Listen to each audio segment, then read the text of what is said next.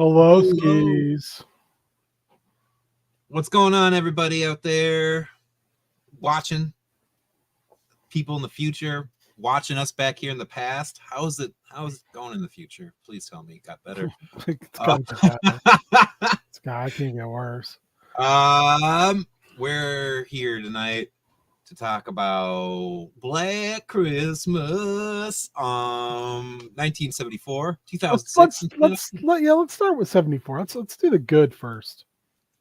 It is the good. This is truly the good, the bad, and the ugly of Yeah, horror. yeah. Thank you. Yeah, and the first one, considered a classic. I think it still owns and retains that title. I really enjoy this movie, made by Bob Clark, who also had another Christmas hit with A Christmas Story. Yeah, it's few years totally later. different. Yeah, although you can see, to me, I found in this recent There's a Bob lot of like little super black humor in this.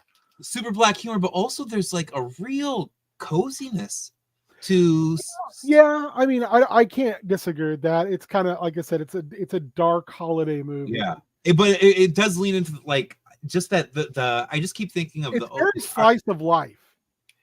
it's that, and then the opening when we have the I can't remember which character it is, but it's the first guy is trudging through the snow going up to the sorority house, and they have some lights lit up, and it's you almost think it's a matte painting, how Yeah, cozy and beautiful it looks, and the snow's falling.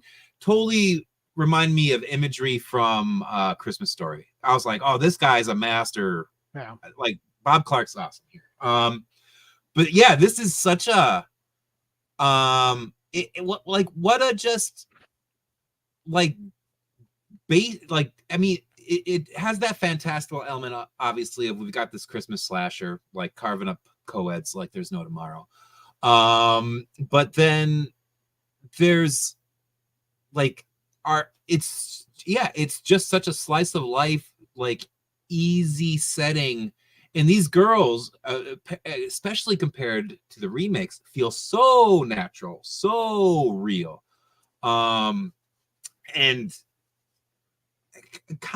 and even though some of them kind of do fit into the tropes, maybe here's the one who's like a bit of a partier, here's the one who's kind of like the mother hen of the, but It's not overdone. it's not over. Yeah, And everyone also feels like people. They have flaws, they have good and bad. yeah, And when they argue and snip at each other, it's far more realistic because it's very much like you can feel there's a palpable feeling of like a social pecking order, mm-hmm. and a social pecking order within that social pecking order of like, hey, I can't burn my bridge here. Like this Mm-hmm. person pisses me off, but I can't like. Also, there's a sisterly aspect to it. I think that sorority sisterly aspect that, um, with the exception of the 2019 movie, I don't. I think my mom was in a sorority, and they did Yeah, like sorority shit all the time, even when they were grown ass people. yeah, yeah. Um, Tony was in one. yeah, it's this kind of interesting vibe, and that movie of all three has that kind of like this. It's a strange. Yeah, no, I don't understand it. So they feel like it does, it feels like, just having been around women who've been involved with that, like you it's I don't want to be denigrating at all when I say this, and I don't mean to, but like kind of like the negative version of this would be those people trapped in like, oh, the glory days of high school or whatever. But these are all people who came together for whatever reason and shared early adulthood with each other, and there is that bond that's yeah, there, and this, it feels so, they were yeah, in the collegiate foxhole together. yeah, and I don't know, like this is just, I don't know, I really like this one like quite a bit. Like This is a I almost movie. want to say love, but I'm not sure if it's there. But This is a movie that I think feels very naturalistic as well. Yeah. Oh, I just in the casting too. Like, Yeah, from the acting down to the reactions, like yeah.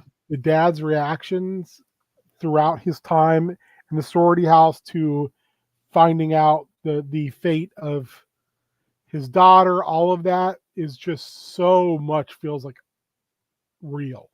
Hmm. Yeah. Especially for that time period.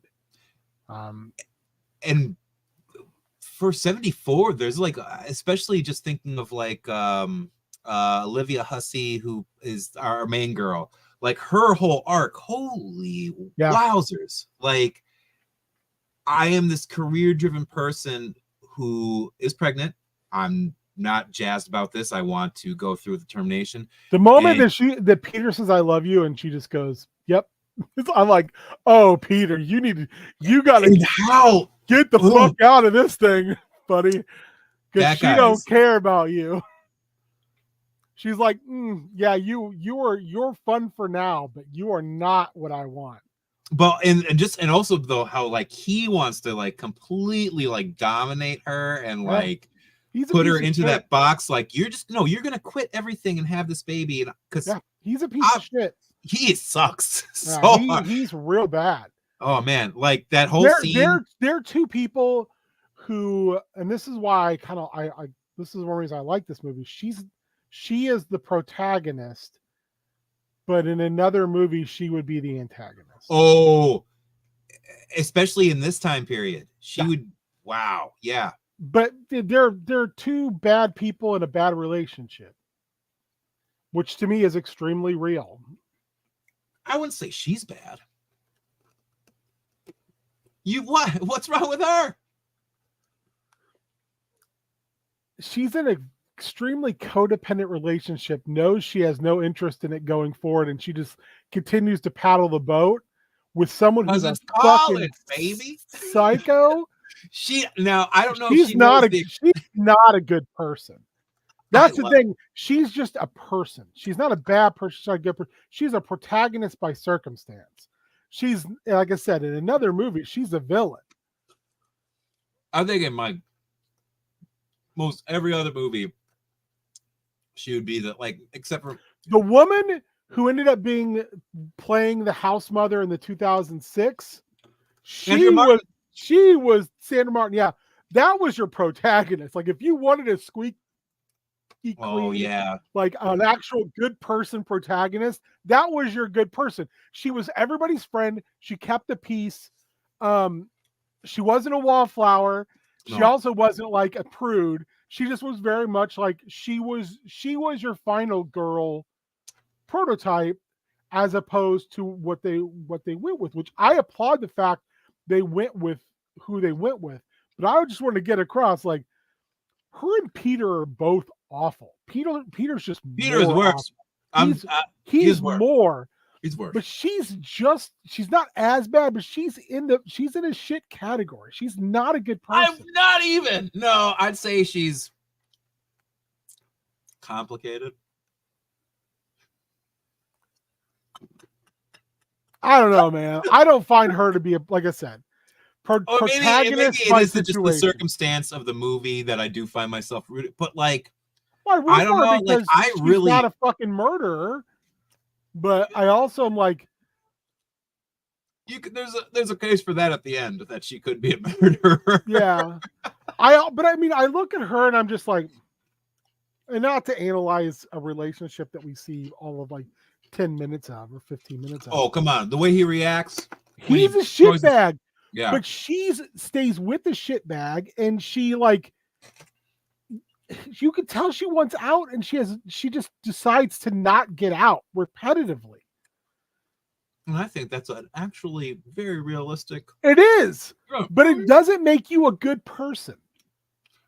Again, it makes you codependent, and it makes you kind of a shitbag as well, because while he is overtly controlling, she pulls some fucking underlying controlling shit too. They're two bad people in a bad relationship, and the relationship makes them worse. Yes.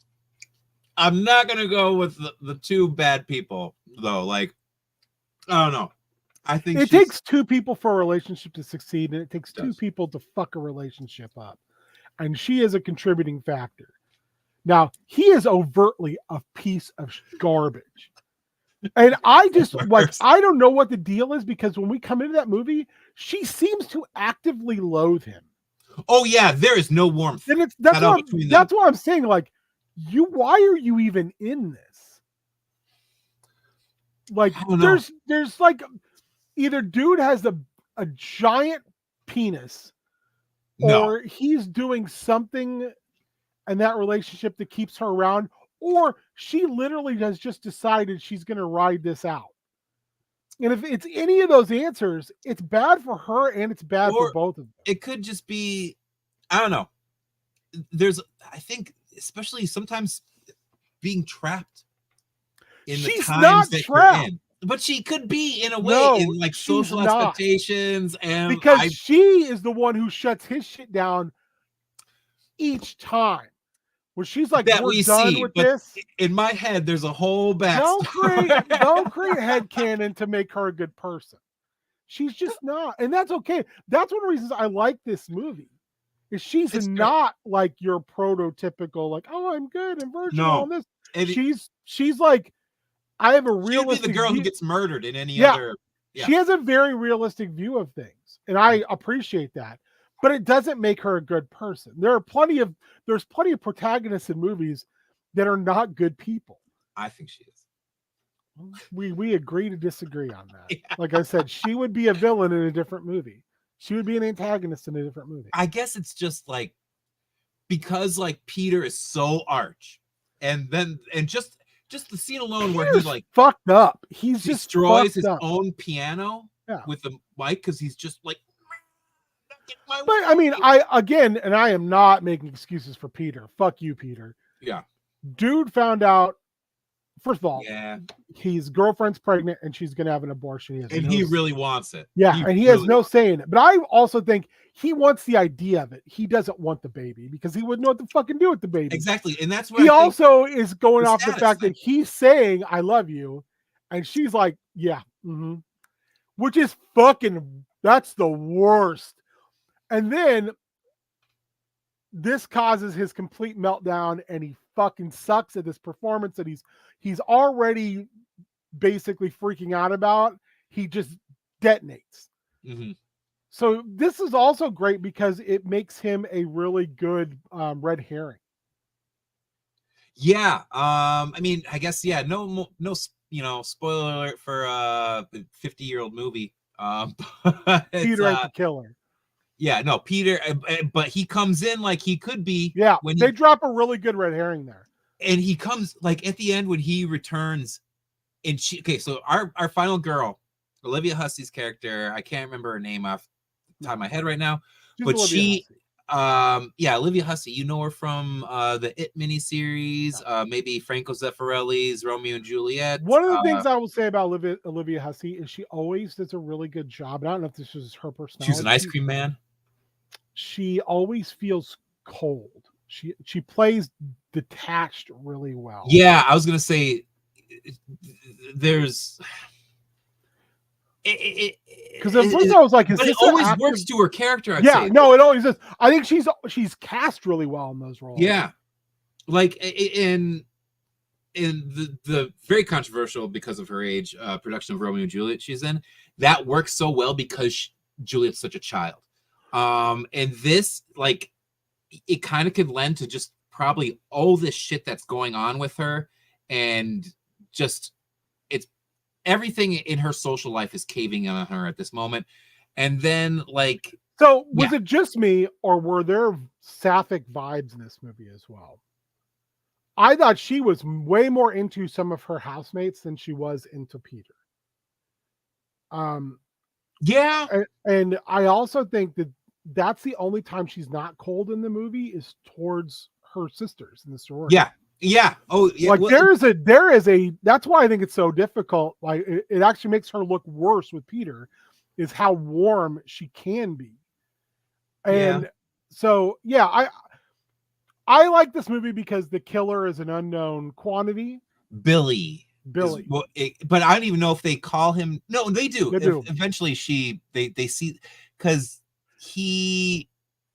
it starts with we've obscene phone calls. yeah, we get the killers coming from inside the house trope. And then that's which the big that's the big reveal at the end. We got the calls are coming from inside the house.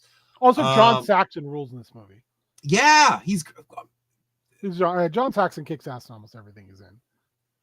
I just the casting in this movie is so great because like no one, even a handsome guy like John Saxon, like he doesn't feel out of place. No. They nail him for that. And then there's all these just not to say like they're ugly people, but they look like people. The towny boyfriend, I know he's been in a bunch of stuff. I can't believe that actor. He's great in this movie. I love is he like the inspector or whatever with the big red bushy mustache and stuff? That guy is great. There's a lot of people putting a lot of work in. Margot Kidder is wonderful. Yeah, Margot Kidder's great in this. Also, part of me is like, is Margot Kidder acting in this, or is this just a gateway into the future? Is this just a sign of things to come? Yeah, good old Margot. She's so fun.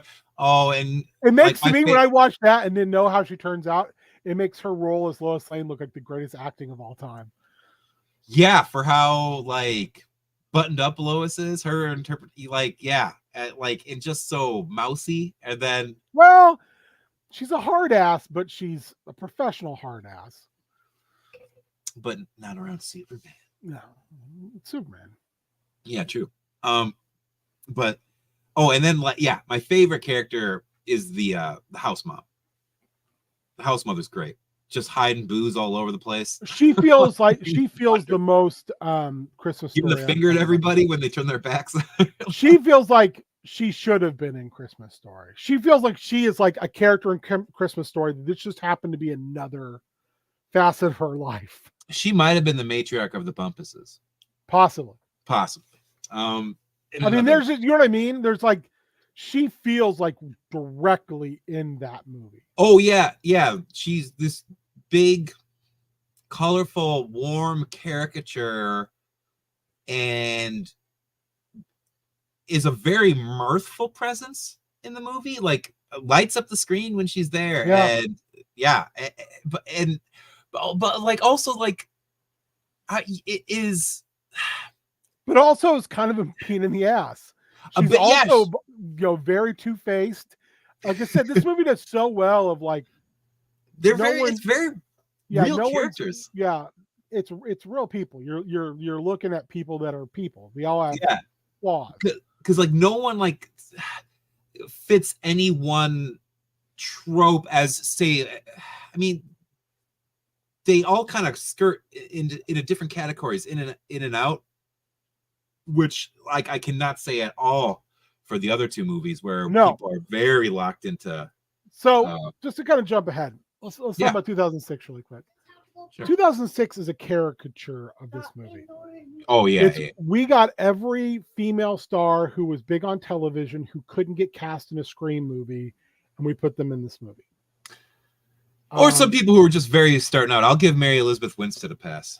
Yeah, I mean, but then there's like you had Buffy's sister and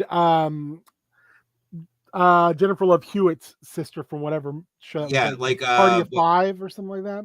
Yeah, those two stood out to me. It's like, oh, I know what's going to happen here. Mm-hmm. Yeah, and it was just a lazy caricature.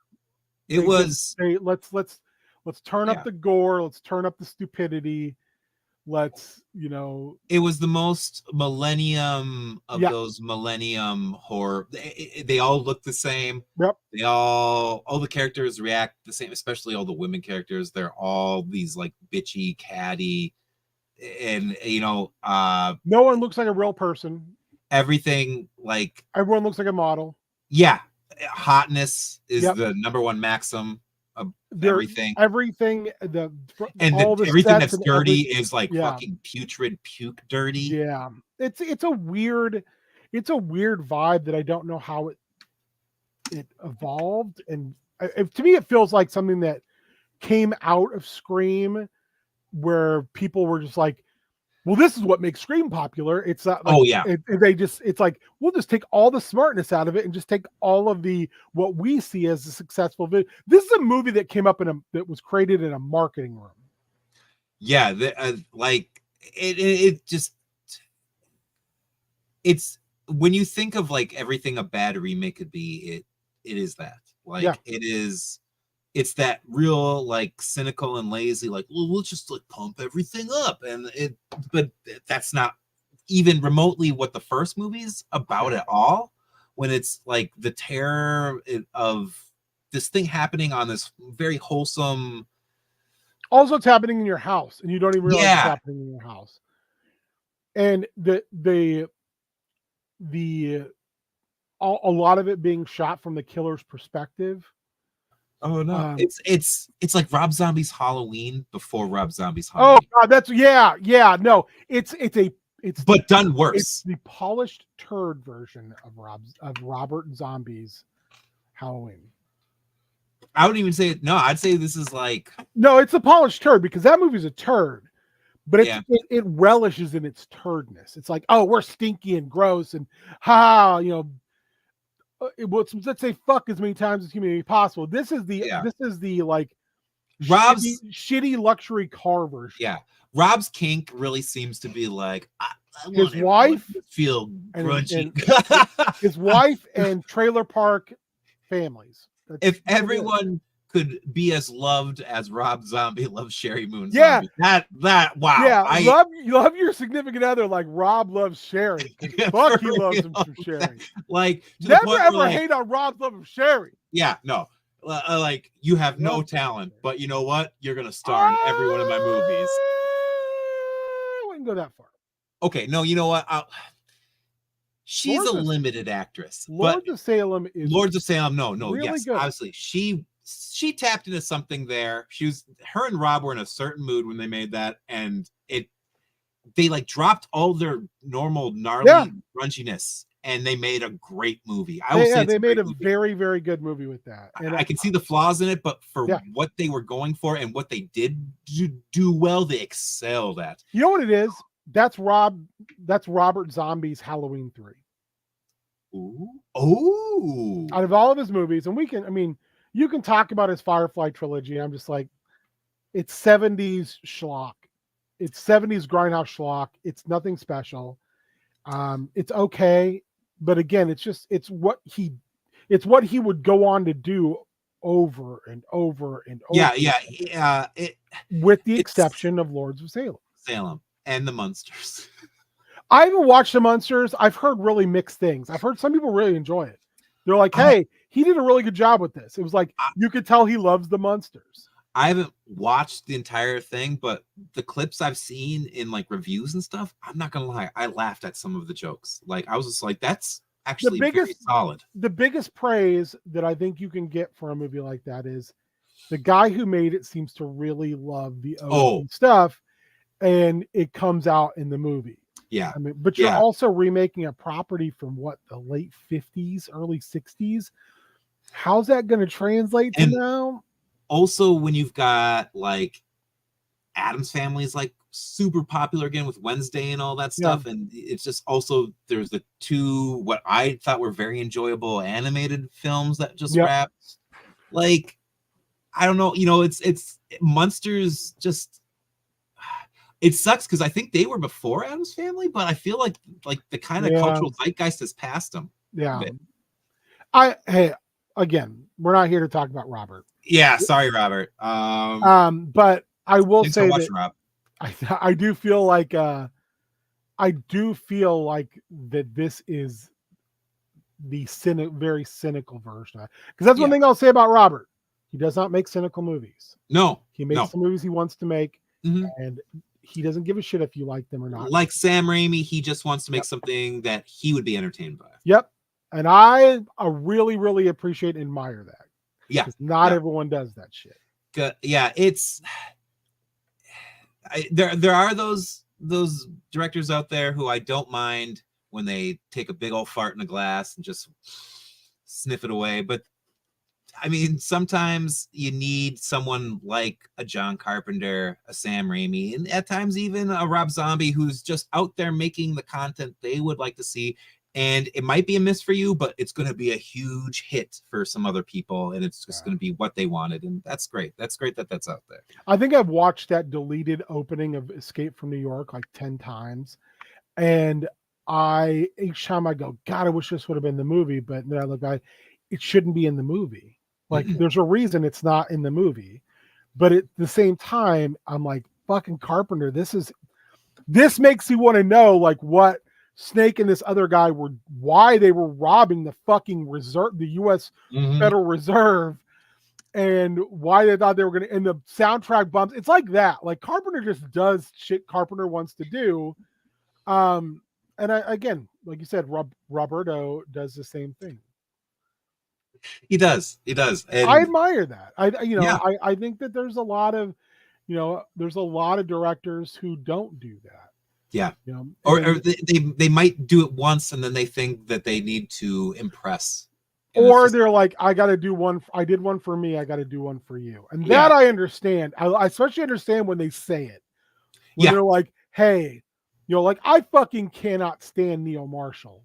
Yeah. Neil Marshall has fucked up so much cachet he had. But at least he was honest after the Hellboy movie came out. Where he was like, yeah, I did this so I could do this other movie. I don't mind that movie so much, though. I know it gets a lot of hate, but there's things about it that sucks. I think David Harbour's good. It makes me even more angry that Mike Mignola reached out to him numerous times and he wouldn't even take his calls. Oh, I didn't know about that. That's kind of lame. And they asked Mignola before the movie came out, and he was like, I don't know. I tried to talk to Neil Marshall. He didn't want to talk to me. Who else did that? Oh yeah, the people who did the Lord of the Rings thing for Amazon, like they totally did not reach out at all to well, the problem is Marshall had no idea how to make any of that work. Then he was just like, that movie's too much, it's too little, it doesn't feel too much haha, too much AC/DC song, not enough actual scariness. There's very few moments in that movie that are actually Hellboy. But I would say the Baba Yaga stuff is really good. That's great. Like, as someone who just finished reading 14 trade paperbacks of BPRD Hell on Earth, the rest of that movie is not Hellboy. It's like, there are moments though I think are very like the one little demon. I love him. Like who's always like get fucked over. Like that's great. I feel like that's like very early. The audience insert character, isn't it Alice? Oh, yeah. That's not even close to that character in the comic at all. Yeah. Diamo they did all right with. Especially like I felt like they should have played more upon the fact that that's not something he can really control once he changes. That's kind of the whole deal in the comic. That's why things get real fucking bad. There's obvious mistakes. Yeah, I know, but they wanted it to be a trailer-driven horror comedy. It was. And that's what it was. It was a trailer. It was just an hour and 45-minute long trailer. But there's cool moments.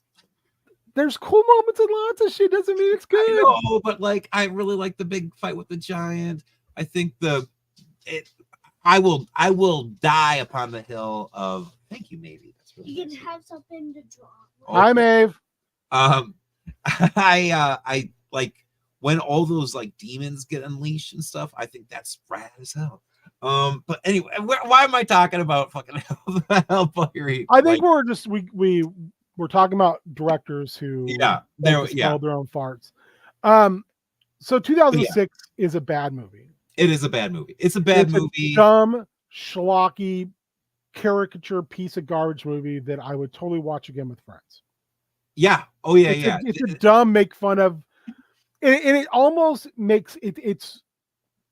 I've watched this so many times. There is a meta portion of it that is like, look how dumb this is. Like it is showing you, like, look how dumb we are. Yeah. But they want to think that's smart, and it's not smart, and it just kind of it's it's a, if I still drank, get shit faced while watching this movie. Oh yeah. Where- No, that helps with this movie quite a bit. But like, God, no, it's just, it's insane. Oh, and if you think Peter's bad, oh, God, every like the guy that they try to make into like kind of like, well, he's kind of a guy, he's kind of the hero.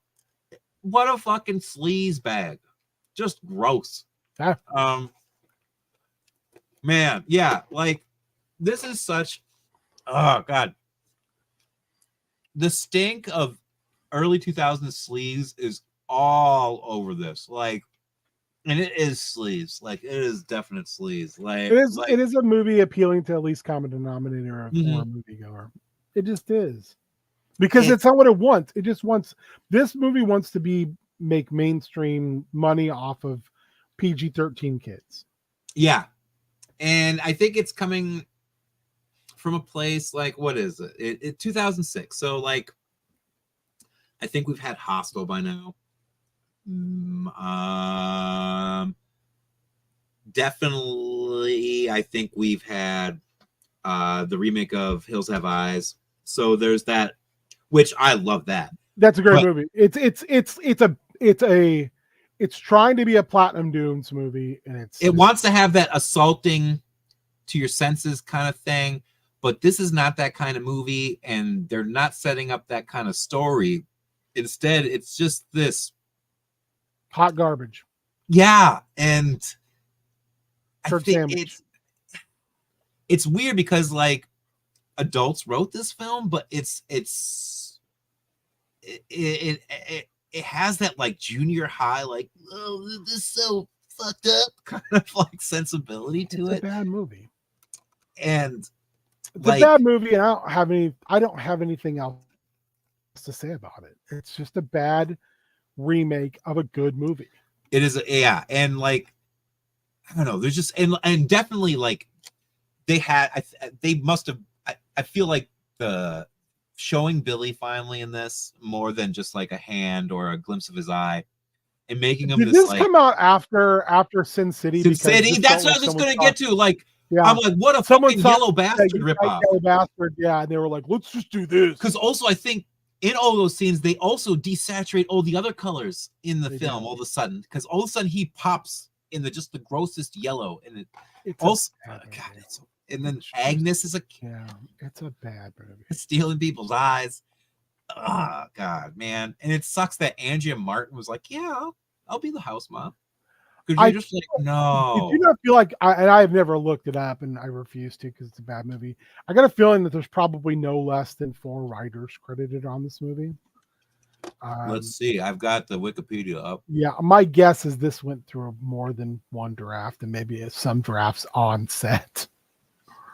And then it had heavy producer hands in it. It also feels like a movie that producers had a huge hand in. That did test screenings, and they did a bunch of shit after test screenings. Just for the mere fact that it just feels like, who was this for? Yeah, well, I guess the guy who did this is the guy who's responsible for the Willard in 2003 movie. That's a better movie than this. This is about, yeah. Maybe it's just Crispin Glover, but it's just a better movie than this. Dimension Films, I guess, reached out to him because they wanted to do a remake. And I mean, he was trying to take the film to a different level, but while respecting the fact that the original was a great movie to begin with. Hi, guys. Hey, buddy. He didn't respect the movie, and it didn't need to get taken to another level because it was, already, to quote the Ghetto Boys, it was already on another level. It was another level of the game. But it didn't have, not everyone is a tasty little. No, it's dumb. So let's talk about this 2019. Okay, all right. Later, 2006, We Hardly Knew You. Oh, we didn't even get to talk about Agnes. Remember they showed Agnes finally, and she was stealing people. Sorry. It was dumb. It was just dumb. only watch it if you want to like have fun with friends. And it's a movie to have fun like, with friends. It's a movie to talk make about fun. how dumb it is. Yes. Get a whole bunch of eggnog, get some Yeah. cookies, chill with your friends, watch it, and just make fun of it because that's what it's there for. Yeah. So then, 2019. This is the first time the film has been written and directed by a woman. What? I couldn't tell at all. What are you talking about? And I don't want to take the piss out of it for that, or the obvious like Me Too kind of inspirations of it all. Do you want me to just be the guy who takes the bullet, and I'll just give you my spiel first? Okay, go for it. Because I can tell you're like, I'm not sure I'm going to approach this. Well, This movie should have never been called Black Christmas. Has nothing to do with Black Christmas. It doesn't. It's they had the name and they needed to use it. If this movie would have been called anything else, it would have been 10 times more enjoyable. I don't know about that. I like what they were attempting to do. Fuck, yeah. I love the actual like plot. There's a great plot here. Yeah, it's very Fear Street. It's very Fear Street. Yeah, which I fucking love. Oh my god, yeah. I love that idea. Like, this idea is gold. The acting is not great. There is a heavy, like you said, there's a heavy Me Too thing, which I think is actually really, that's like one of the parts that I actually think is decently well done. When they went into like, they took that kind of sisterly sorority bond though, and they boosted it to a level where it's just unwatchable. And they made characters who should be sympathetic and easy to root for hard to tolerate. Yeah. And so therefore the bad guys, the antagonists, had to be so mustache twirling shitbags. Subtlety is out the window completely. Yeah. I know authors who would have been very welcome. I know authors who use subtext and they're all cowards. No, Garth Marenghi was tapped. Yeah. It feels like Garth Marenghi may have wrote a fucking draft of this movie. He did the first one, then they're like, we need to soften this up. But no, like, yeah, it's I don't hate this movie. I don't either. I don't. But it is wildly out of place with these other two movies. And it is. Yeah, it's weird to say that it's that a movie horrible, shitty remake has stronger ties. Yeah, this movie like is killed by its message. Unfortunately, it like goes so strong in its message, it like loses the movie. It does, which sucks because I like a lot of what they're doing. I'm like, fuck, like, hey, if you just pull it back a little bit, a little bit, like there's no dread in this movie. This is again why it's not a Black Christmas movie. Yeah. It is like a, what would you even call this? Like, I don't know Fear Street has dread in it. It has moments of genuine, like, uncomfortable shit. This is like, I guess the thing you call this is like, or just social horror, because it's more. Maybe? It's so much more consumed with the message than it is. But I've watched shit that's.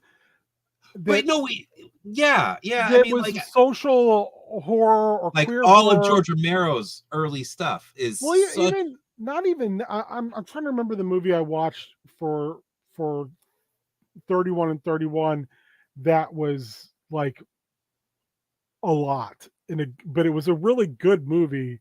I believe it was French. I'm fine. Keep talking. I'm fine. Okay, yeah, but Knife Plus Heart. Oh, okay, yeah. I saw shit in that movie. I don't ever really want to see again, because there's stuff in there. It's hard to watch, and it's hard to watch because it's not something I can empathize with.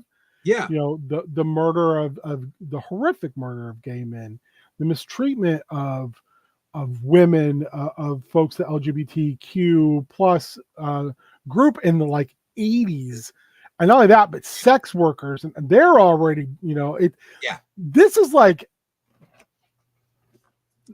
it's like trying to be like, this is an important message. Look It how is. important, but it doesn't go all out into the message, and it doesn't go all out into the horror. It like dances. It's like if we say the message loud enough, it'll be important.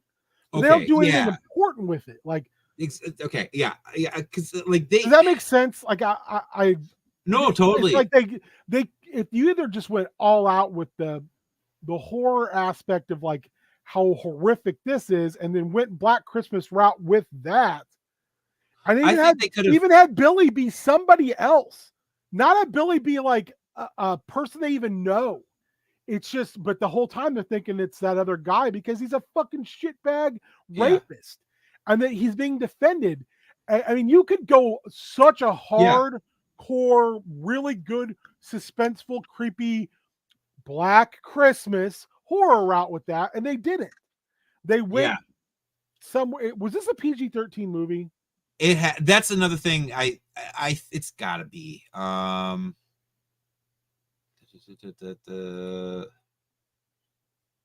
can't.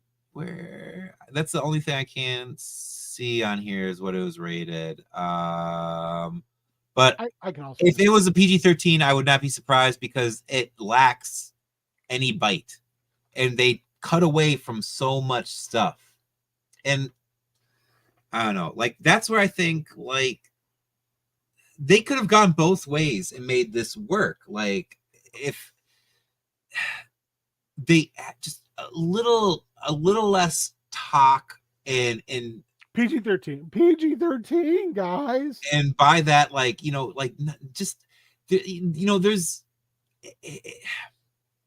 your message doesn't need to be broadcasted like all these things of where it becomes like just the characters basically delivering sermons to each other. You got to assume that for what the message you're trying to do, I guess that the audience is going to be on board. So you're not preaching to the choir so much. And also like pump up the volume of, I mean, it doesn't need to be like hostile levels of brutality, but I always feel like it doesn't need to be brutal at all. You can imply brutality and make it scary as fuck. But even just do that, it's not scary. It's not a scary movie. They needed to lean into those things. I'd say even more. Or if you're going to have a, don't be afraid to show the full murder of this character. Let the audience know that what the stakes are. Let them see the effect of the violence. That doesn't mean everything needs to be that violent from here on out, but set up something where, it's awful that this is happening to this character, but the awfulness needs to happen in these movies for the effect to be felt. And this, I felt like in trying to skirt maybe the trope of violence against women that we so often see in horror, they lessen the overall impact of it, and it makes it a toothless endeavor of this message that they're trying to, I think, really deliver. Because instead of these being like a real menace, a real threat, they kind of devolve, especially by the end, into just these dopey possessed, like sort of like voodoo zombie. Yeah, and it doesn't matter. This felt like a bad riff on a Buffy episode. Yeah. Now my voice is cracking. Like, I've seen like Buffy episodes that were so much more like thrilling and thought-provoking, and but also like things that just grabbed you and you needed to finish it. And I'm not a fan of Buffy at all, but like I don't know. Yeah, man, it's a shame. It's a shame because like I love the skeleton. This is a movie that's reach exceeds its grasp on all three fronts. But it's a movie where you can look at and go, there's a lot of good bones in this movie. Yeah. Especially comparing it to 2006, where you're like, well, you really fucked them bones up, huh? Yeah. Y'all just had to remake the movie and you were like, let's fuck it up. I also kind of give the 2006 a little bit of credit over 2019. And it's fucking weird and it's a big mess and it's really gross. but like they stuck with it and they didn't waver. And this movie, I feel like wavers a bunch, even though there's all this potential for it. And you could, if you just did this, if you just did that. This like, feels like there was a meeting where someone said we need to make it more girl power. That's the and they did, and it just doesn't work in this movie. Also, like I said, I think if you called this something else and didn't tie it to Black Christmas, it would get a lot more love. Period. This is very much Season of the Witch. Yeah, Season of the Witch is, but not as good as Season of the Witch. I think is a stone cold classic. And if that was just called Season of the Witch, I think the issue with that is like Carpenter was like, let's make this into a seasonal fucking.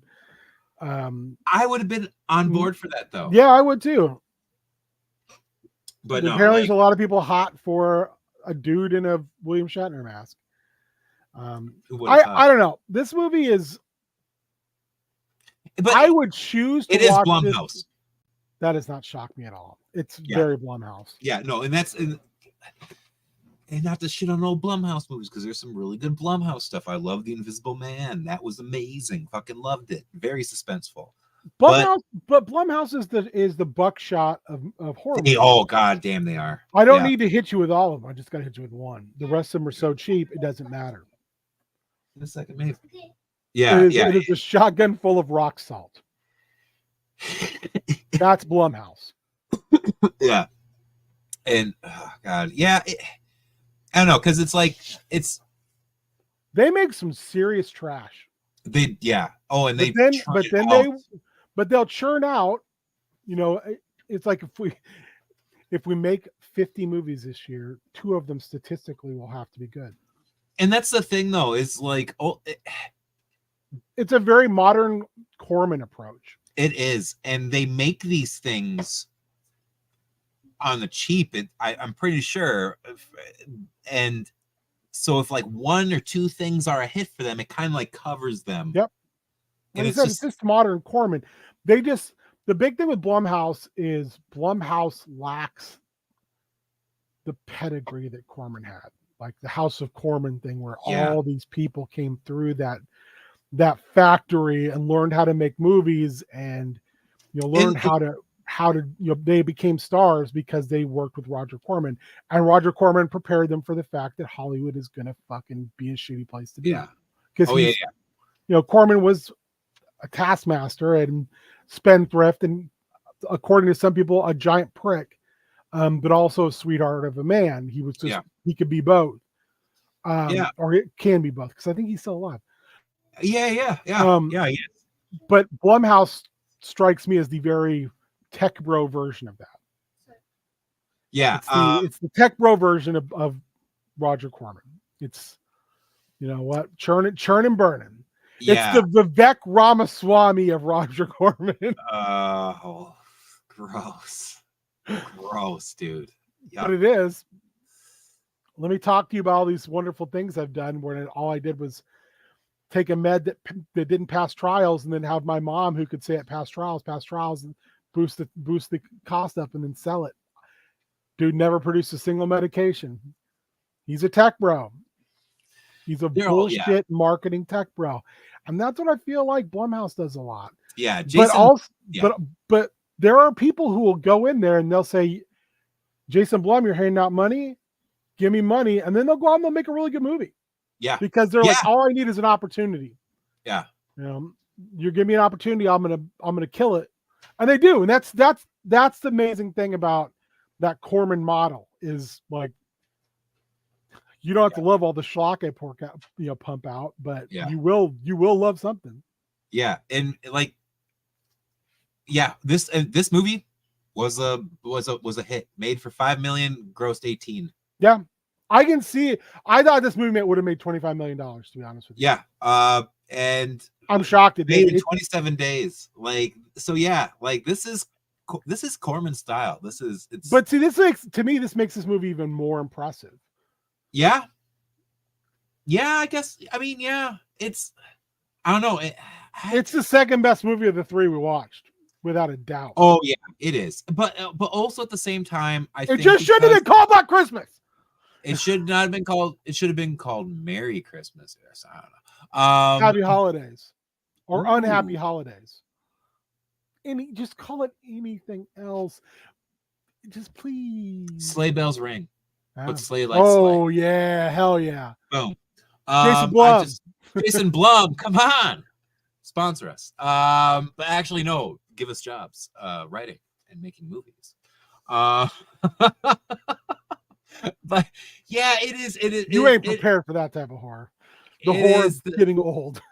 Oh, it is the second best, easily, I guess. Yeah, because I mean, as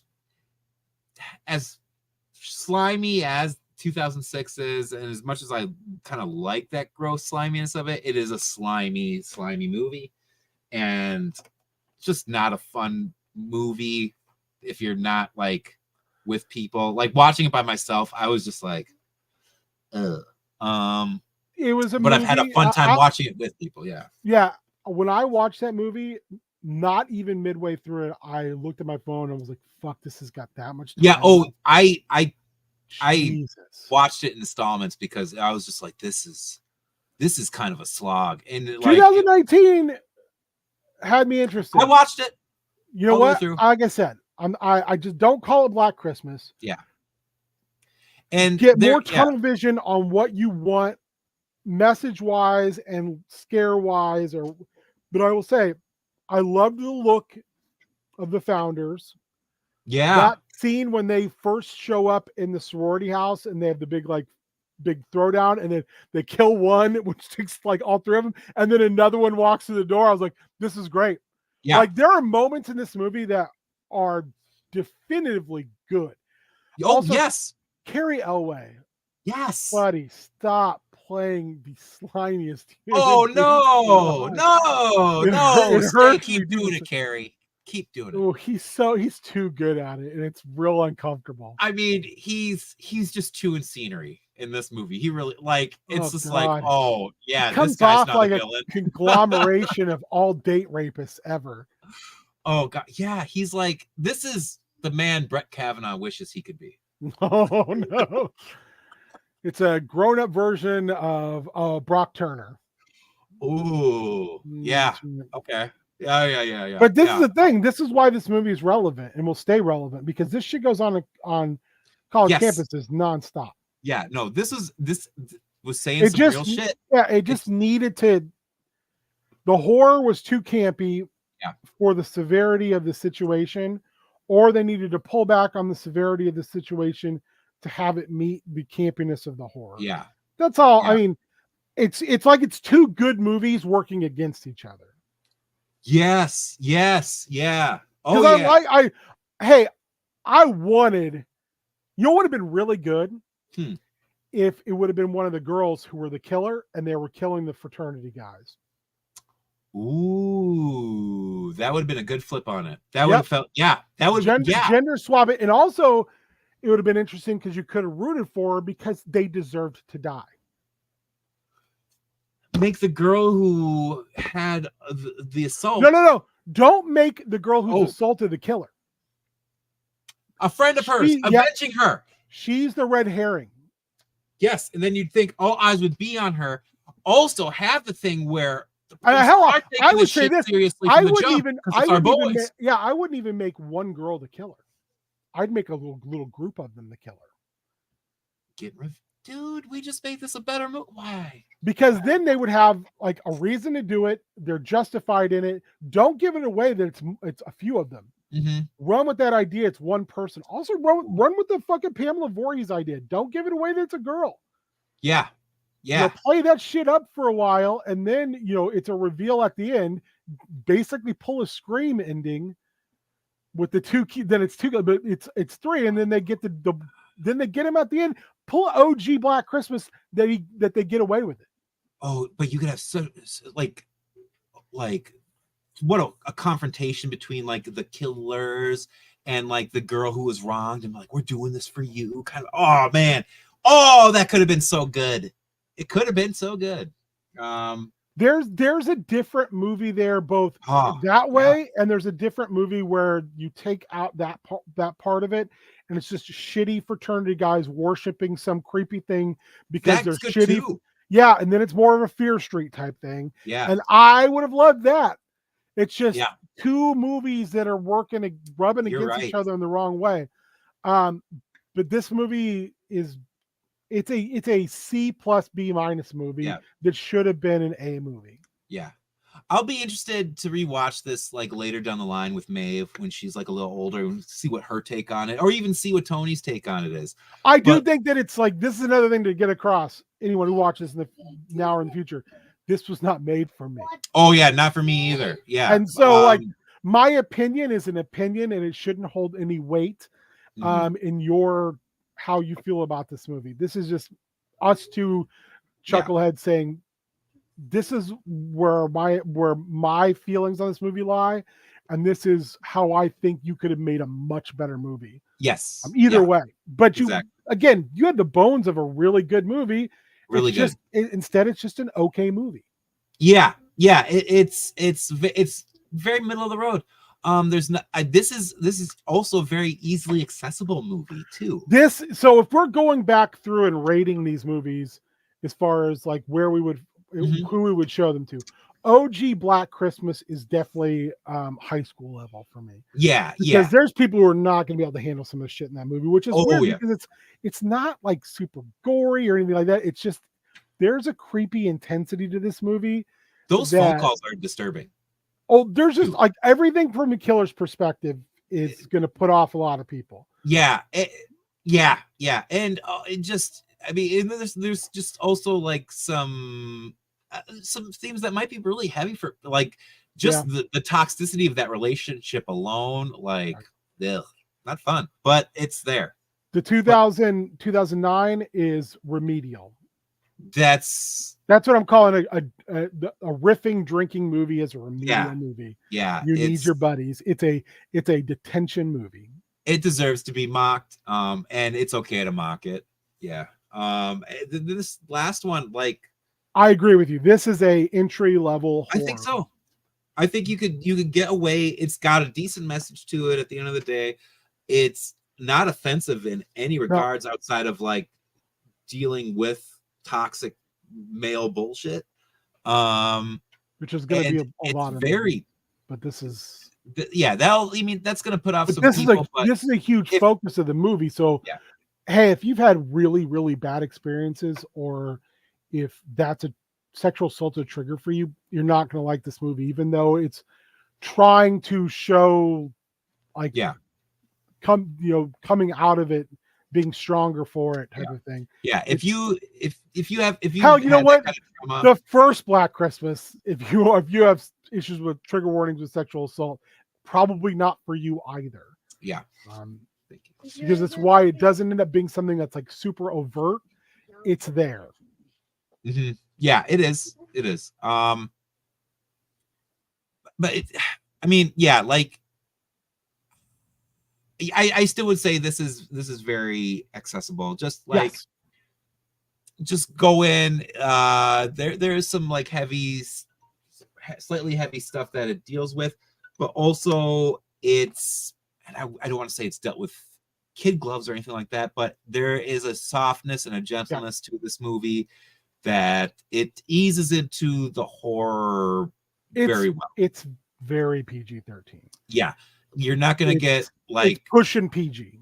I don't think any of the kills will really stay. Really, I can't, like, there's nothing too like shocking or anything like that. I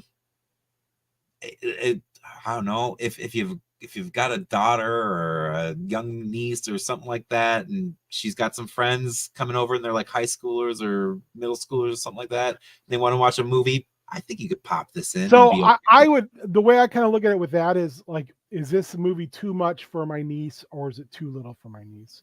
Okay. My niece would look at this and go, weak sauce.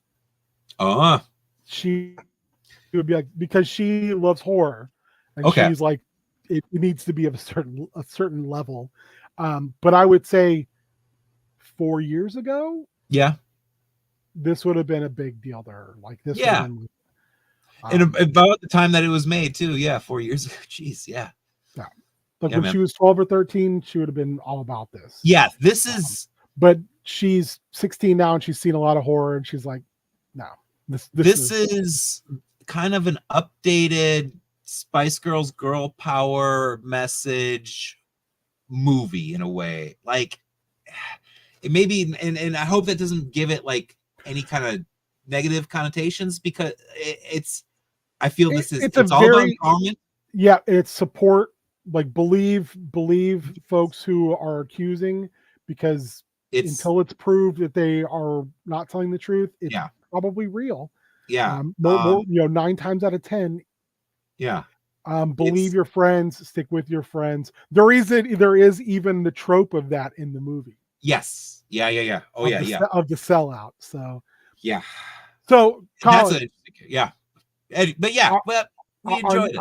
Yes, we both did. On the 4th, or excuse me, the 7th Mhm. is our next. No, I'm wrong. It's the 4th. The 4th of January. I was like in the wrong month. You got 4th of January. What are we doing? 4th of are we gonna hang out with Freddy Fazbear and all his buddies? Oh yeah, that's right. It's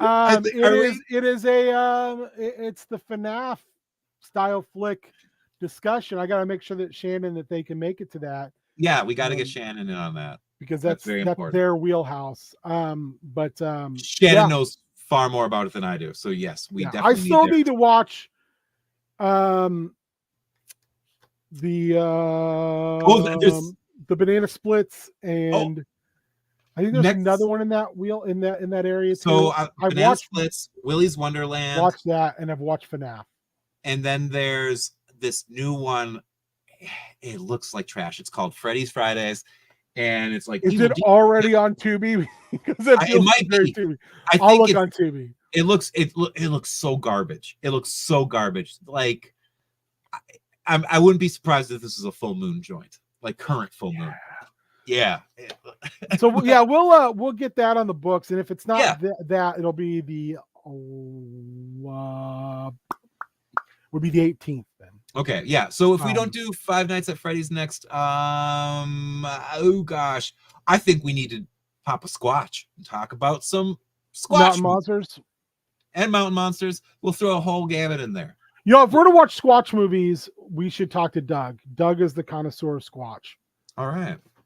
The one thing and if we don't do that, we'll do that 2 episodes after Shannon.